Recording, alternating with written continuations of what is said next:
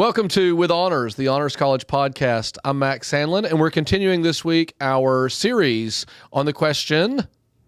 My question is, what are some interesting research projects that Harding faculty are involved with?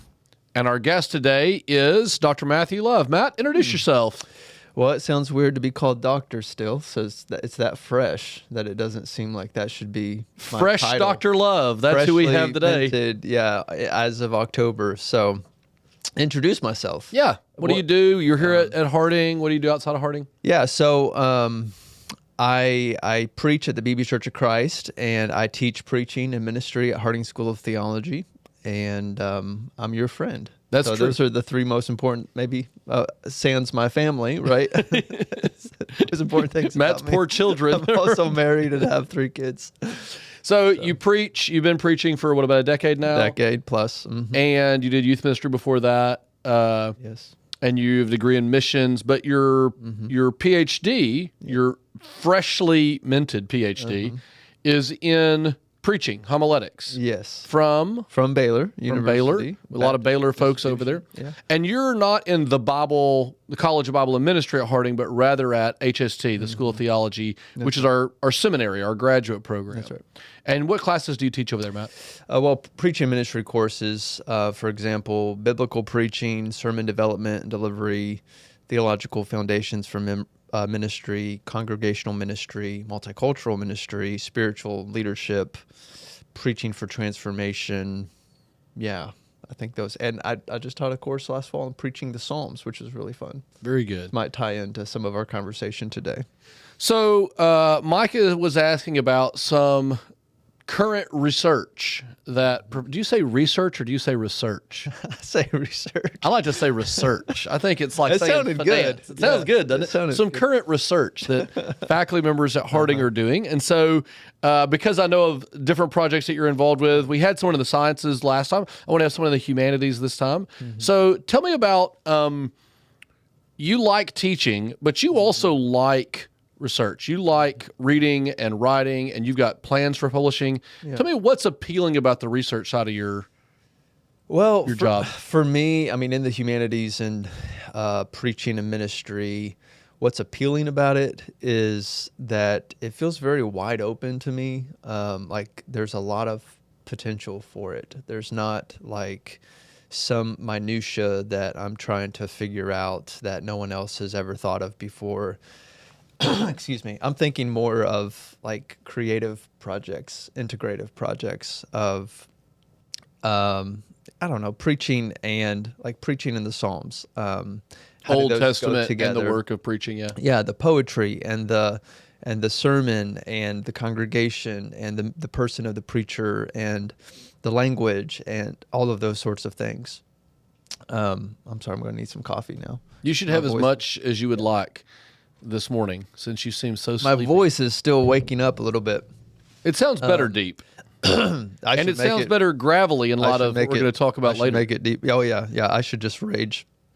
But yeah, the research is appealing to me because it feels like I feel like I'm a fairly creative person, not in the sense of like a genius Picasso or Bach or somebody like that, but just like I like thinking. I like new stuff. I like trying to build something that maybe nobody else is building and working on. It's just kind of fun. And you've got several research projects coming up.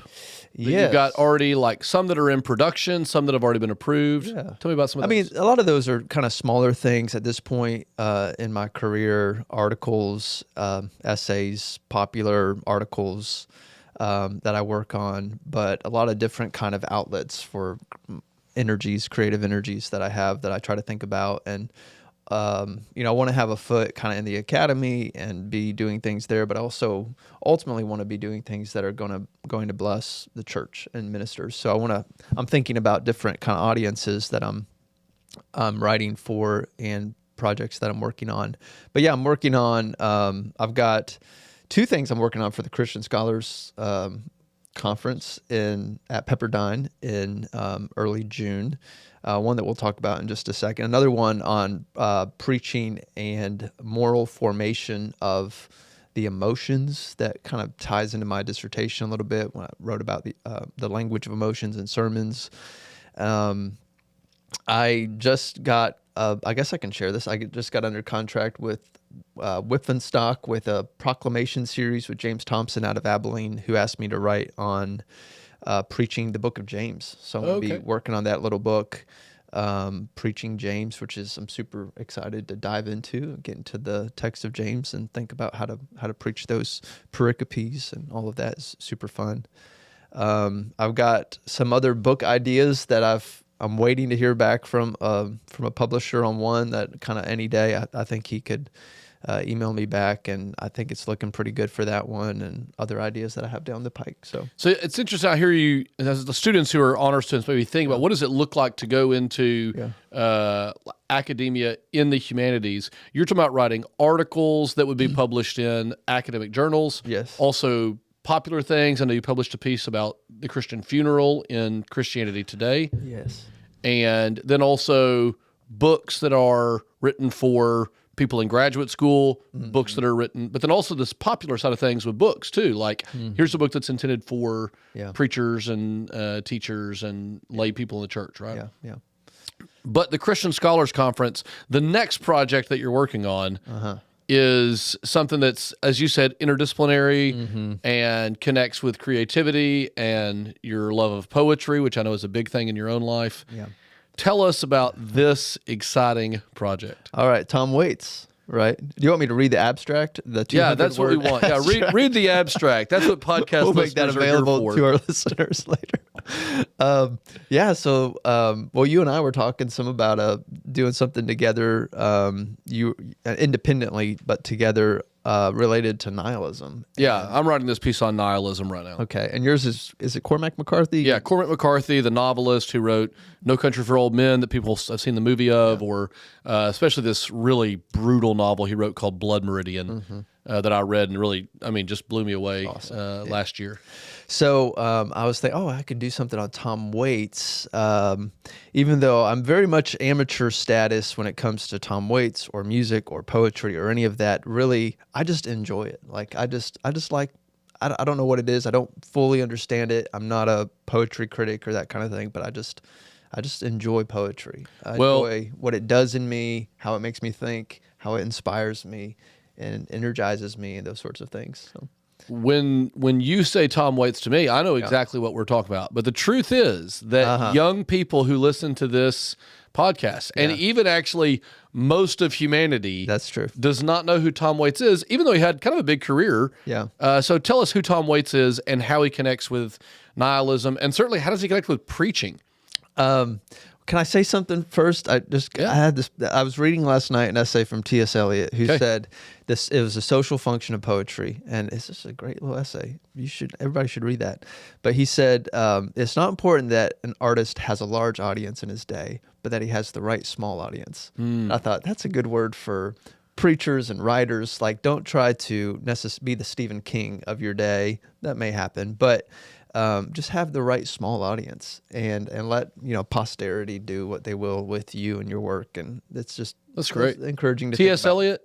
T.S. Eliot, The Social Function of Poetry. Matt named his third child after T.S. Eliot. That's right, spelled with one L, one T, just like T.S. Eliot. So, your question had something to do with Tom Waits. I wanted you to tell. I wanted you to tell people who Tom Waits is. Okay, so I got introduced to Tom Waits by my brother, who went to college in Chicago, and kind of this other world from where I grew up in rural Ohio.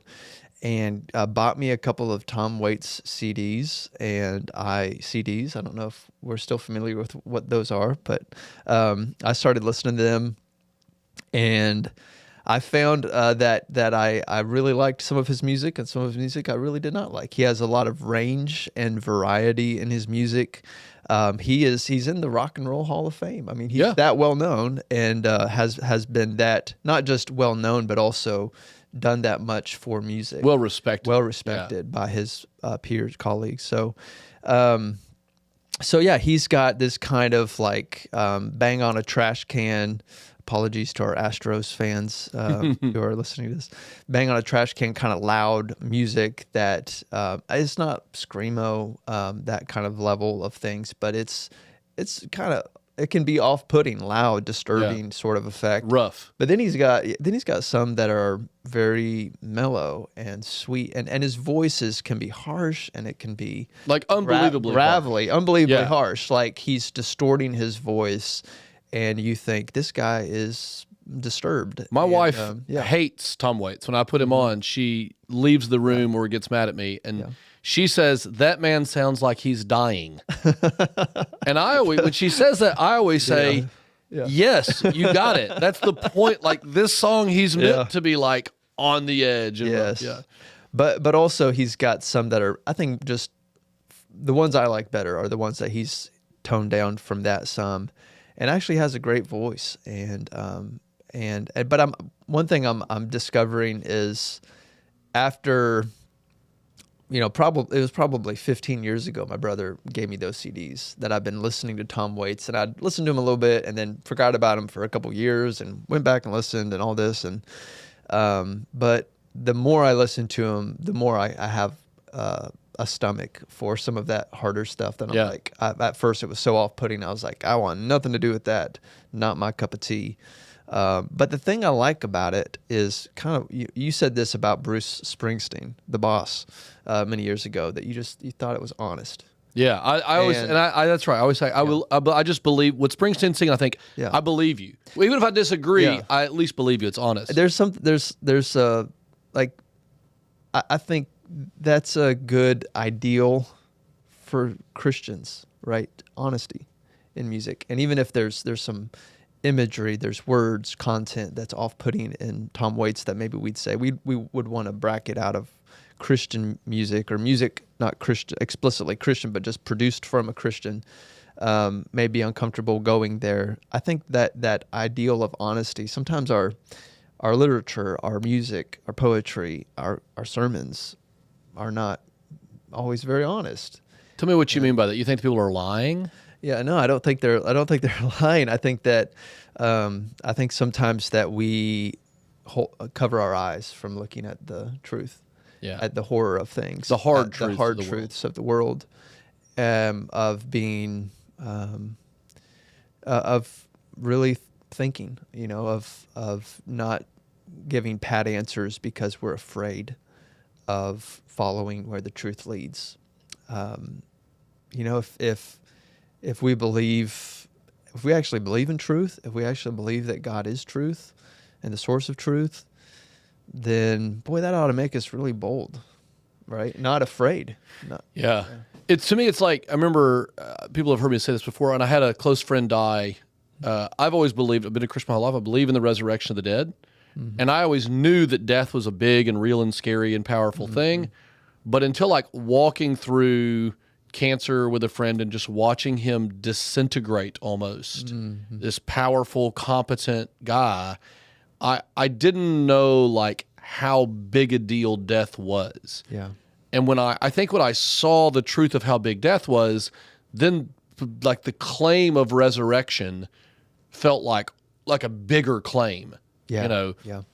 And so sometimes I think about people like Tom Waits. It's fun too. You mentioned Springsteen. I think I kind of got you started on Springsteen. You did, and you got me started on Tom Waits. Yeah. You're welcome. Yeah, thank you. We're even. Sure.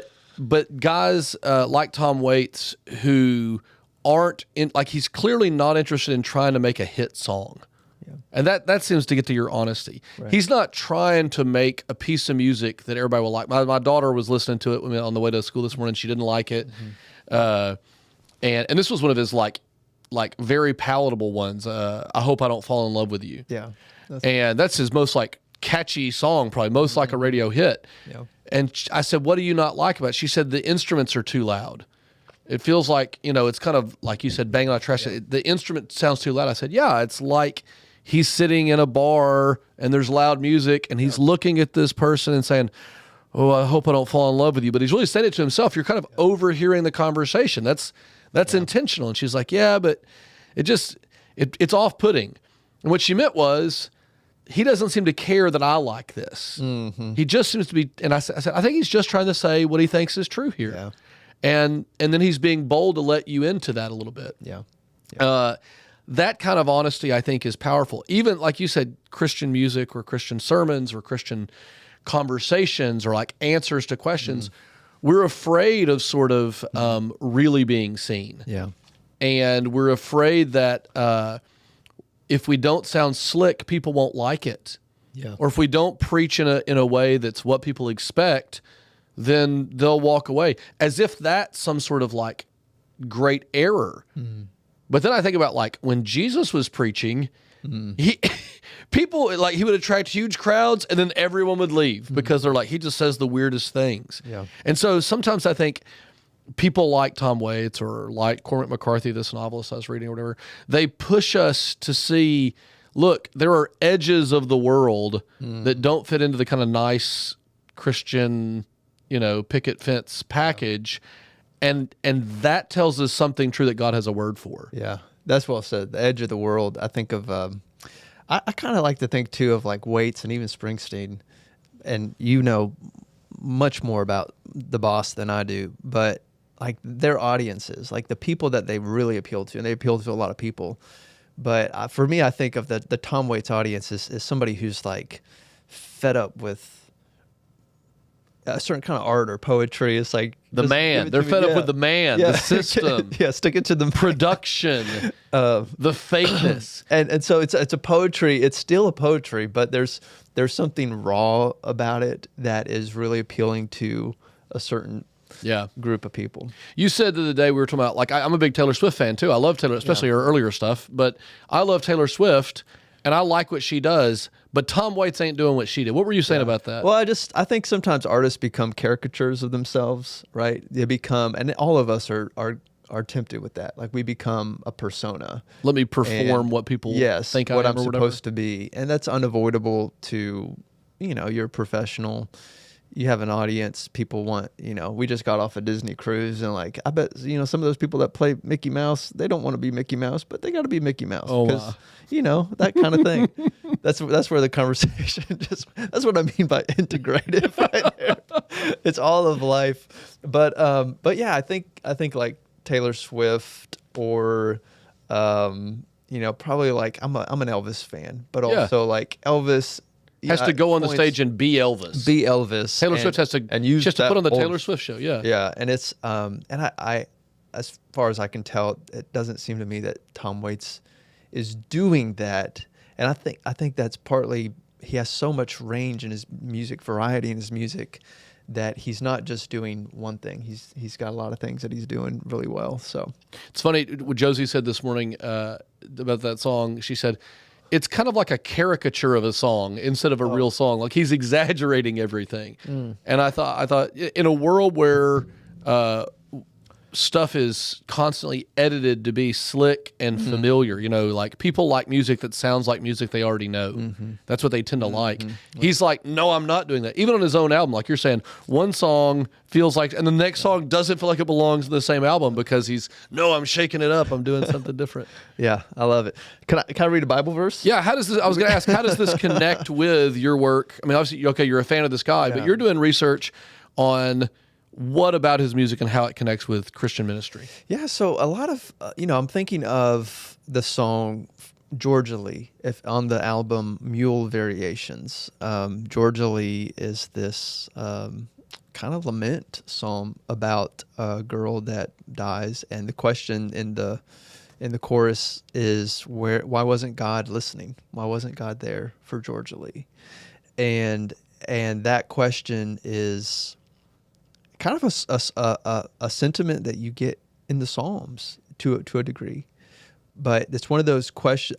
When I listen to Tom Waits' music, I hear him. It's really interesting. This is what I'm trying to get into a little bit with him. Is he does seem like he's in dialogue with God, even though I'm not sure of his religious beliefs. I don't think he's a Christian or. It's certainly not Christian music. It's not when Christian. You listen Yes, to it. Yeah. But what we mean by Christian. But he has a lot of biblical references to Jesus, to others, Moses, whoever. But he does seem to be questioning, and not just a God, but it almost seems like the Christian God. Come on up to the house, get down from the cross. We can use the wood.